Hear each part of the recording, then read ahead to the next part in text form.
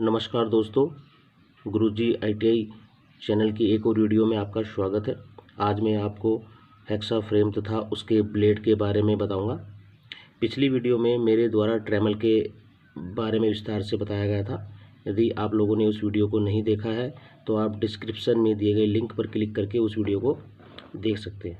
जैसा कि आप सामने एक कटिंग टूल देख रहे हैं जिसको हम हेक्सा फ्रेम के नाम से भी जानते हैं।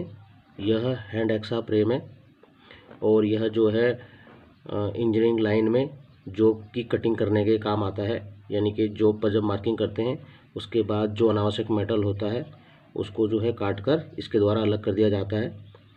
हेक्सा फ्रेम के अगर हम पार्ट्स की बात करें तो जो आप ये देख रहे हैं सबसे आगे, इसको जो है हम विंग नट कहते हैं। विंग नट के साथ ही जो ये वाली यूनिट लगी है इसको हम स्लाइडिंग स्क्रू कहते हैं। और ये जो आप सी आकार का जो ये फ्रेम देख रहे हैं इसको जो हम हेक्सा का फ्रेम कहते हैं। हेक्सा फ्रेम के जो ये लास्ट वाला पॉइंट है, यहाँ पर जो ये जिसमें ब्लेड फंसा हुआ है इसको हम फिक्स स्क्रू कहते हैं। फिक्स स्क्रू के पीछे ही अपना हैंडल होता है और हैंडल के आगे फेरल लगा होता है।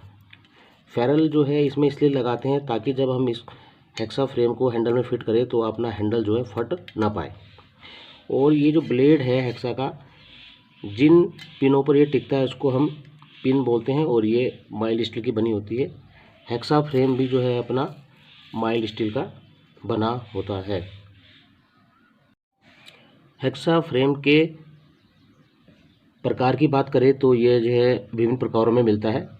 जैसे कि फिक्स हेक्सा फ्रेम, ये आप देख रहे हैं ये बिल्कुल फिक्स्ड हेक्सा फ्रेम है। इसमें सिर्फ एक ही जो लेंथ है उसका ब्लेड जो है फिट किया जा सकता है, क्योंकि इस हेक्सा फ्रेम को एडजस्ट नहीं किया जा सकता। इसके अलावा जो नेक्स्ट प्रकार है हेक्सा फ्रेम का उसको हम एडजस्टेबल हेक्सा फ्रेम बोलते हैं।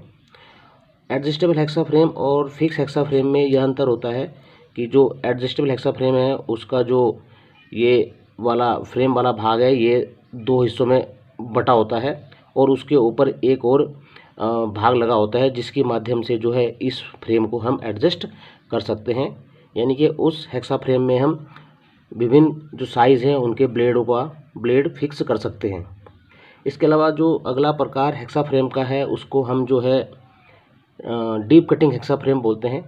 उस हेक्सा फ्रेम और इस हेक्सा फ्रेम में अंतर ये होता है कि जो ये गैप है ब्लेड से लेकर और जो ये हेक्सा फ्रेम के तक का गैप है ये उस फ्रेम में ज़्यादा होता है, जिस कारण उस ब्लेड के द्वारा और भी ज़्यादा मोटे जो जॉब हैं वो आसानी से काटे जा सकते हैं। हेक्सा फ्रेम में जो कटिंग का काम करता है वो हेक्सा ब्लेड करता है। जैसा कि आप ये देख रहे हैं ये हेक्सा ब्लेड है। हेक्सा ब्लेड जो है हाई कार्बन स्टील या हाई स्पीड स्टील के बने होते हैं तथा हार्ड एंड टेम्पर होते हैं। हेक्सा ब्लेड का जो साइज़ है वह हेक्सा ब्लेड के एक कोने में बना जो होल है पिन होल इसके सेंटर से और दूसरे जो कोने में बना पिन होल है उसके सेंटर की जो भी दूरी होती है वो हेक्सा ब्लेड का साइज़ कहलाता है। हेक्सा ब्लेड जनरली 250 से लेकर 300 mm के साइज़ में मिलते हैं और हेक्सा ब्लेड में यही जो ब्लेड हैं ये कटिंग का काम करते हैं। हीट ट्रीटमेंट के आधार पर जो हेक्सा ब्लेड दो प्रकार के पाए जाते हैं, एक पूर्णतः कठोरीकृत और दूसरा फ्लेक्सिबल। जो पूर्णतः कठोरीकृत जो ब्लेड होता है यानी कि ऑल हार्ड जो ब्लेड होता है वह जो ये पिन है, एक इस साइड जो पिन है और इस साइड पिन है, इनको छोड़कर जो इसकी पूरी लंबाई है ये पूरी की पूरी हार्ड एंड टेम्पर कर दी जाती है, पूरी लंबाई। जबकि जो फ्लेक्सिबल ब्लेड है उसमें सिर्फ जो दांते हैं जो इसके जो कटिंग वाले दांते हैं सिर्फ इन्हीं को हार्ड एंड टेम्पर किया जाता है। लचीला जो ब्लेड है या फ्लेक्सिबल जो ब्लेड है वह कटिंग करते समय जो है झटके वगैरह भी सहन कर सकता है और इसके द्वारा जो कर्व रेखाएं हैं उनको भी जो है आसानी से काटा जा सकता है। जबकि जो ऑल हार्ड ब्लेड है वह झटके वगैरह सहन नहीं कर सकता। हेक्सा ब्लेड में ब्लेड की पिच भी जो है बहुत महत्वपूर्ण होती है। तो पिच के आधार पर जो हेक्सा ब्लेड 3 प्रकार के होते हैं। सबसे पहली जो पिच है उसको हम कोरस या अपरिष्कृत पिच भी कहते हैं और यह 1.8 mm की होती है। दूसरी जो पिच है वह मीडियम या मध्यम पिच होती है। यह 1.4 mm से लेकर 1 mm तक की पिच होती है। और तीसरी तरह लास्ट पिच जो है फाइन या परिष्कृत पिच भी बोलते हैं, जो 0.8 mm तक होती है। पिच की बात करें तो हेक्सा प्लेट के जो दांते हैं उनमें एक दांते से दूसरे दांते की जो बीच की दूरी होती है उसे पिच कहा जाता है। अतः पिच के आधार पर जो है ब्लेड 3 प्रकार में पाए जाते हैं। हेक्सा ब्लेड को उसकी लंबाई, पिच तथा किस्म के आधार पर डेजिग्नेट किया जाता है। यानी कि यदि अगर आप मार्केट में हेक्सा ब्लेड लेने जा रहे हैं तो आपको यह बताना पड़ेगा कि आपको किस लंबाई का ब्लेड चाहिए, उसकी पिच कौन सी चाहिए और किस किस्म का वो ब्लेड आपको चाहिए। हेक्सा ब्लेड के द्वारा कटिंग करते समय जो दांतों की सेटिंग है वह भी बहुत महत्वपूर्ण होती है। अतः दांतों की सेटिंग से मतलब ये है कि जो दांतें होते हैं वह अगर आप देखोगे तो आपको जो है थोड़ा एक दांता इधर या एक दांता उधर या दो दांते इधर या दो दांते इधर मिलते हैं। ये जो दांतों की सेटिंग इसलिए की जाती है जब क्योंकि हेक्सा ब्लेड कटिंग करते हुए मेटल के अंदर जाता है, तो यदि दांतों को थोड़ा सा बाहर की तरफ नहीं निकालेंगे तो ज़्यादा गहराई में कटिंग करते समय आपका जो ब्लेड है वो जॉब के अंदर कटिंग करते हुए फंस जाएगा।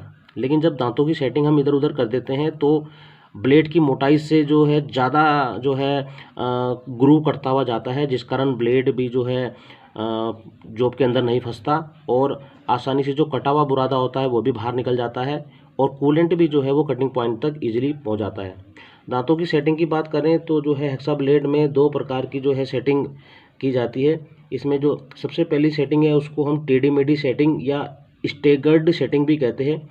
इस सेटिंग में एक दांता छोड़कर दांतों के एक ग्रुप को दाएं तथा फिर दांतों के दूसरे ग्रुप को बाएं किया जाता है और इस प्रकार की जो सेटिंग है इसको हम स्टेगर्ड सेटिंग कहते हैं। यह जो सेटिंग है हेक्सा ब्लेड को चलने में पूर्णतः स्वतंत्रता प्रदान करती है और जो कटिंग चिप्स हैं उनको भी आसानी से बाहर निकाल देती है। दूसरी जो सेटिंग है उसको हम तरंग सेटिंग या वेव सेटिंग भी कहते हैं। इस सेटिंग में दांतों के एक दांते को दाएं, दूसरे दांते को बाएं, फिर एक दांते को दाएं तथा दूसरे दांते को बाएं सेट करके जो है इस सेटिंग को किया जाता है। हेक्सा ब्लेड के जो दांते हैं उनकी पिच के अनुसार कौन सी सेटिंग ज़्यादा उपयोगी होती है, तो 0.8 mm की अगर आपके ब्लेड की पिच है तो आपको जो है तरंग सेटिंग वाला ब्लेड प्रयोग करना चाहिए। यदि ब्लेड की जो पिच है वह 1 mm है तो तब तरंग या जो टेढ़ा मेढ़ा या स्टैगर्ड सेटिंग है वह उपयोगी है। और यदि ब्लेड की जो पिच है वह 1 mm से अधिक है तो हम टेढ़ा मेढ़ा या स्टैगर्ड जो सेटिंग वाले ब्लेड ज़्यादा उपयोगी होते हैं।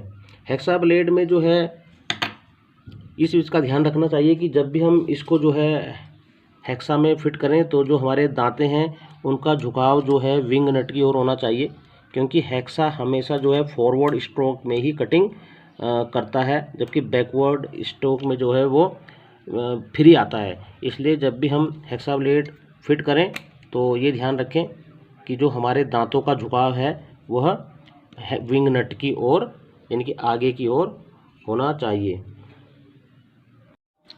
हेक्सा तथा हेक्सा ब्लेड का प्रयोग करते समय कुछ सावधानियां भी रखनी चाहिए।